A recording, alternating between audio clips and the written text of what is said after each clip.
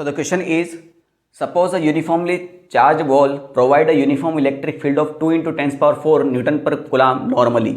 Normally का मतलब हुआ परपेंडिकुलरली। तो कोई अपन ने बॉल मान ली, इस पर हम कोई चार्ज मान लेते हैं, चार्ज होगा तभी तो इलेक्ट्रिक फील्ड बनाएगा।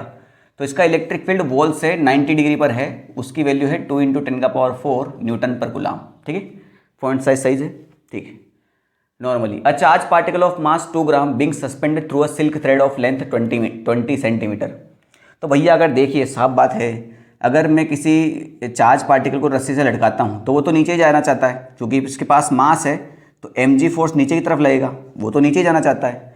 मगर इसके पास क्या है, चार्ज भी है, चार्ज पार्टिकल बोला ना उसने।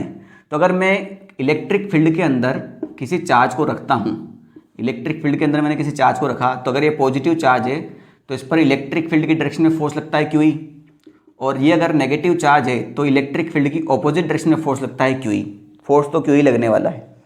तो सीधी सी बात है भैया, mg नीचे लग रहा है, QE उधर लग रहा है, तो ये कहीं ना कहीं जाके किसी एंगल पे जाके ऐसे रुक जाएगा, इक्विलिब्रियम में आएगा ना एक बार। तो मान लेते हैं ये थीटा एंगल है, इस पे जो आपका मास होने की वजह से mg नीचे लग रहा है और चार्ज होने की वजह से QE इधर लग रहा है। ठीक है, अगर मान लीजिए मास नहीं होता तो mg नहीं लगता, लिख दिया मान लो नो ग्रेविटी, तो ये थ्रेड जो है बेटा यहाँ आ जाती, सीधा ऐसे ऐसे 90 डिग्री पे हो जाती है। ठीक है, मगर अभी वो कंडीशन नहीं है, तो जो हमें अभी कंडीशन दी गई है बस उसी के ऊपर हम सॉल्व करते हैं।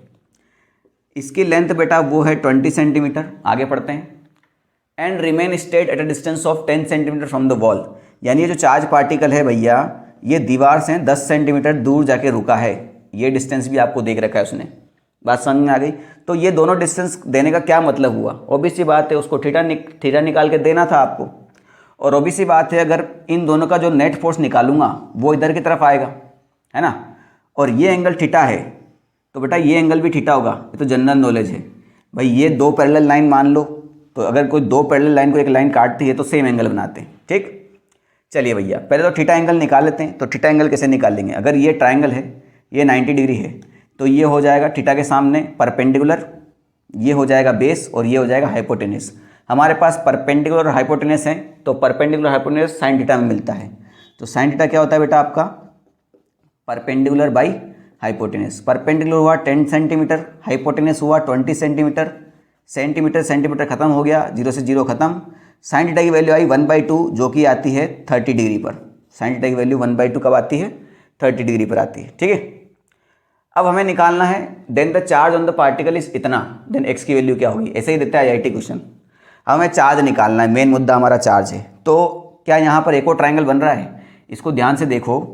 तो मैं इसको, इस डायग्राम को यहाँ पर mg और ये आपका F नेट और यहाँ पर ये QE बना सकता हूँ ना। ये अगर मैं ट्राइंगल बनाता हूँ इसको पूरा, तो ये वाली साइड होगी और ये वाली साइड mg है और ये एंगल थीटा है जो कि अब निकल के आ चुका है कि 30 डिग्री है।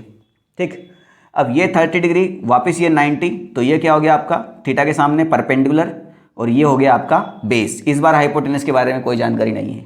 तो परपेंडिकुलर और बेस कहाँ आते हैं, टेन थीटा में। टेन थीटा क्या होता है, परपेंडिकुलर डिवाइड बाई बेस। तो थीटा की वैल्यू 30 है तो ये हो जाएगा 1030। परपेंडिकुलर है बेटा QE और बेस है हमारे पास mg। बस 1030 होता है बेटा आपका 1/√3। ठीक है, चार्ज हमें निकालना है। इलेक्ट्रिक फील्ड की वैल्यू है 2 into 10 का पावर 4। मास की वैल्यू है 2 ग्राम, तो ग्राम है तो kg में कन्वर्ट करना पड़ेगा। फिजिक्स में हर चीज़ ऐसा यूनिट में रखी जाती है। तो क्या मैं इसको 2/1000, तो 1000 ऊपर पहुंच जाएगा भाई। ठीक है, और 2 ग्राम और g की वैल्यू आपको 10 ही रखना है। ठीक है, g की वैल्यू आपको 10 दी हुई है उसने क्वेश्चन।